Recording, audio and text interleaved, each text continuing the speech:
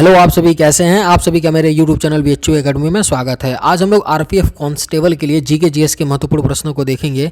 ये सारे प्रश्न होने वाले आगामी एग्जाम RPF कांस्टेबल 2024 के लिए बेहद ही महत्वपूर्ण होने वाले हैं। तो चलिए आइए एक एक करके शुरू करते हैं। हॉकी का जादूगर किसे कहा जाता है? इसका राइट आंसर क्या होगा? हॉकी का जादूगर किसे कहा जाता है? इसका करेक्ट आंसर क्या होगा? मेजर ध्यानचंद्र को हॉकी का जादूगर कहा जाता है। किसे? मेजर ध्यानचंद्र को। देश बंधु की उपाधि निम्न में से किससे संबंधित है? इसका राइट आंसर क्या होगा? देश बंधु की उपाधि निम्न में से किससे संबंधित है? आपके ऑप्शंस हैं बिपिन चंद्र पाल, रविंद्रनाथ टैगोर, चित्तरंजन दास, BR अम्बेडकर। इसका राइट आंसर क्या होगा? देश बंधु की उपाधि निम्न में से किससे संबंधित है? चित्तरंजन दास से संबंधित है। देश बंधु की उपाधि किससे? चित्तरंजन दास से। सुभाष चंद्र बोस ने सिंगापुर में दिल्ली चलो का नारा दिया, कब दिया था? सुभाष चंद्र बोस ने सिंगापुर में दिल्ली चलो का नारा कब दिया था? इसका राइट आंसर क्या होगा? 1943 ईस्वी में दिया था सुभाष चंद्र बोस ने सिंगापुर में दिल्ली चलो का नारा। कब? 1943 में। गांधी इरविन समझौता किससे संबंधित है? बेहद ही महत्वपूर्ण प्रश्न है।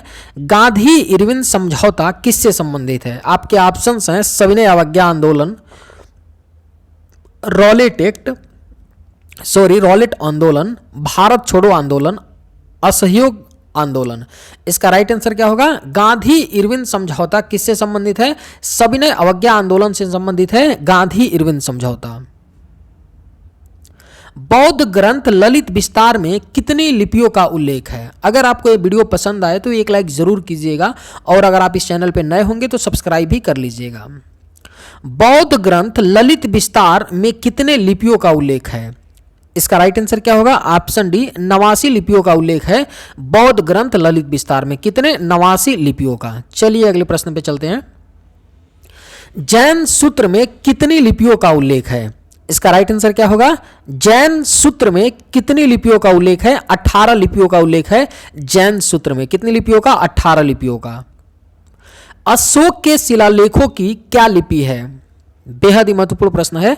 अशोक के शिलालेखों की क्या लिपि है? आपके ऑप्शंस हैं ब्राह्मी, खरोष्टी, गुरुमुखी, देवनागरी। इसका राइट आंसर क्या होगा? अशोक के शिलालेखों की क्या लिपि है? ब्राह्मी लिपि है अशोक के शिलालेख। यानी कि अशोक के जो शिलालेख लिखे गए हैं उसमें किस लिपि का प्रयोग किया गया है? तो ब्राह्मी लिपि का प्रयोग किया गया है। चोल शासकों की भाषा क्या थी? इसका राइट आंसर क्या होगा? चोल शासकों की भाषा क्या थी? आपके ऑप्शंस हैं तमिल, संस्कृत, कन्नड़, तेलुगु। इसका राइट आंसर क्या होगा? चोल शासकों की भाषा क्या थी? तमिल थी। चोल शासकों की भाषा क्या थी? तमिल थी। गोवा की स्वीकृत राजभाषा क्या है? इसका राइट आंसर क्या होगा? गोवा की स्वीकृत राजभाषा क्या है? कोंकणी है। गोवा की स्वीकृत राजभाषा क्या है? कोंकणी है। और गोवा को कब आजाद किया गया था पुर्तगालियों से? 1961 ईस्वी में, 1961 ईस्वी में। और गोवा आप सभी को पता होगा भारत का सबसे छोटा राज्य है। और एक बात आप लोग और नोट कर लीजिएगा, गोवा एकमात्र भारत का ऐसा राज्य है जहां पर केवल 2 जिले हैं, केवल 2 डिस्ट्रिक्ट्स हैं गोवा में। कितने हैं? 2 ही डिस्ट्रिक्ट हैं। चलिए अगले प्रश्न पे चलते हैं। भारत का सबसे प्राचीन भाषा क्या है? अगर आपको ये वीडियो पसंद आए तो एक लाइक जरूर कीजिएगा और अगर आप इस चैनल पे नए होंगे तो सब्सक्राइब भी कर लीजिएगा। भारत का सबसे प्राचीन भाषा क्या है? इसका राइट आंसर क्या है? ऑप्शन डी संस्कृत है। भारत का सबसे प्राचीन भाषा क्या है? संस्कृत है। राष्ट्रीय साक्षरता मिशन की शुरुआत कब हुई थी? इसका करेक्ट आंसर क्या होगा? राष्ट्रीय साक्षरता मिशन की शुरुआत कब हुई थी? 1988 ईस्वी में हुई थी। राष्ट्रीय साक्षरता मिशन की शुरुआत कब हुई थी? 1988 ईस्वी में। इंदिरा गांधी राष्ट्रीय मुक्त विश्वविद्यालय की स्थापना कब हुई? इसका राइट आंसर क्या है? इंदिरा गांधी राष्ट्रीय मुक्त विश्वविद्यालय की स्थापना कब हुई? इसका करेक्ट आंसर क्या होगा? 1985 ईस्वी में हुई थी इंदिरा गांधी राष्ट्रीय मुक्त विश्वविद्यालय की स्थापना, 1985 में। इंदिरा गांधी राष्ट्रीय मुक्त विश्वविद्यालय का मुख्यालय कहाँ है? इसका राइट आंसर क्या होगा? इंदिरा गांधी राष्ट्रीय मुक्त विश्वविद्यालय का मुख्यालय कहाँ पर है? आपके ऑप्शंस हैं मुंबई, नई दिल्ली, इलाहाबाद, कोलकाता। इसका राइट आंसर क्या होगा? इंदिरा गांधी राष्ट्रीय मुक्त विश्वविद्यालय का मुख्यालय कहाँ है? दिल्ली में है, नई दिल्ली में है, इंदिरा गांधी राष्ट्रीय मुक्त विश्वविद्यालय का मुख्यालय। भारतीय खनन विद्यालय कहां पर स्थित है? इसका राइट आंसर क्या होगा? भारतीय खनन विद्यालय कहां पर स्थित है? इसका करेक्ट आंसर क्या है? धनबाद में स्थित है भारतीय खनन विश्वविद्यालय। कहां पर है? धनबाद में। अगर आपको यह पीडीएफ बिल्कुल ही मुफ्त में चाहिए तो आप इसे डाउनलोड कहां से कर सकते हैं? BHU एकेडमी करके आपका है टेलीग्राम एक चैनल, ठीक है। BHU एकेडमी आप सर्च करेंगे टेलीग्राम चैनल, वहां पर जा करके जो भी मैं यहां पर पढ़ाता हूं उन सारे वीडियो का PDF आपको फ्री में मिल जाएगा वहां पे। तो ज्वाइन आप लोग जरूर कर लीजिएगा BHU academy. Fort William college कहां पर है? इसका करेक्ट आंसर क्या होगा? फोर्ट विलियम कॉलेज कहां पर है? कोलकाता में है फोर्ट विलियम कॉलेज। कहां पर? कोलकाता में। विश्व भारती विश्वविद्यालय की स्थापना किसने की थी? आपके ऑप्शंस हैं रविंद्रनाथ टैगोर, राजा राममोहन राय, बंकिम चंद्र चटर्जी, इनमें से कोई नहीं। विश्व भारती विश्वविद्यालय की स्थापना किसने की थी? रविंद्रनाथ टैगोर ने की थी विश्व भारती विश्वविद्यालय की स्थापना। मुगल काल में किस भाषा को रेख्ता कहा गया है? इसका राइट आंसर क्या होगा? मुगल काल में किस भाषा को रेख्ता कहा गया है? इसका करेक्ट आंसर क्या होगा? ऑप्शन ए उर्दू को कहा गया है मुगल काल में। रेख्ता किसे कहा गया है? उर्दू भाषा को। भारत की किस भाषा को इटालियन ऑफ द ईस्ट कहा जाता है? इसका करेक्ट आंसर क्या होगा? भारत की किस भाषा को इटालियन ऑफ द ईस्ट कहा गया है? किस भाषा को कहा गया है?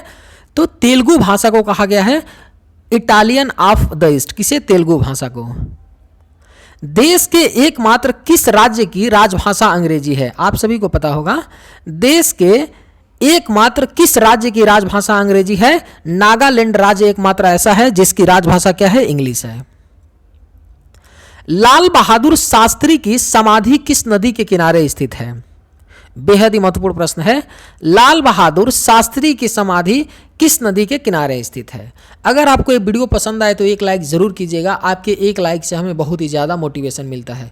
कुछ नहीं ज़्यादा मिलता है, एक लाइक से ही सब कुछ है। उससे हमें अगले वीडियो में अच्छा से अच्छा कंटेंट डालने के लिए अधिक से अधिक मेहनत करने की प्रेरणा मिलती है। तो आप लोग वीडियो पसंद आए तभी लाइक कीजिएगा, अगर पसंद ना आए तो लाइक मत कीजिएगा। ओके। लाल बहादुर शास्त्री की समाधि किस नदी के किनारे स्थित है? इसका राइट आंसर क्या होगा? ऑप्शन बी यमुना नदी के किनारे स्थित है लाल बहादुर शास्त्री की समाधि।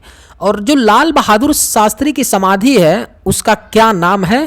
तो उसका नाम है आपका विजय घाट। इस पॉइंट को भी आप लोग नोट कर लीजिएगा। विजय घाट है लाल बहादुर शास्त्री की समाधि।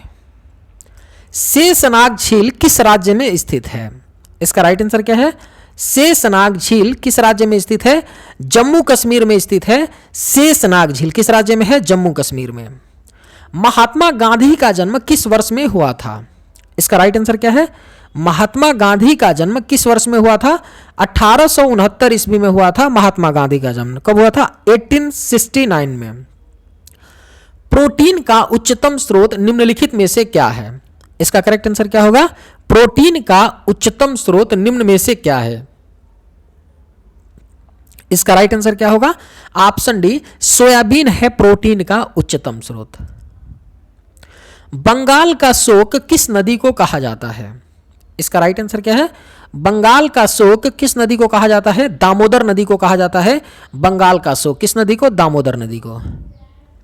स्वराज पार्टी के संस्थापक कौन थे? इसका राइट आंसर क्या है? स्वराज पार्टी के संस्थापक कौन थे? मोतीलाल नेहरू थे स्वराज पार्टी के संस्थापक। स्वराज पार्टी के संस्थापक दो लोगों ने मिलकर के किया था, मोतीलाल नेहरू और चित्तरंजन दास ने किया था। चित्तरंजन दास ने किया था। कब ये लोग किए थे? 1923 में किया था इन्होंने स्वराज पार्टी की स्थापना, मोतीलाल नेहरू और चित्तरंजन दास ने। चलिए आज की वीडियो में बस इतना ही। अगर आपको ये वीडियो पसंद आया हो तो एक लाइक जरूर कीजिएगा। थैंक्स।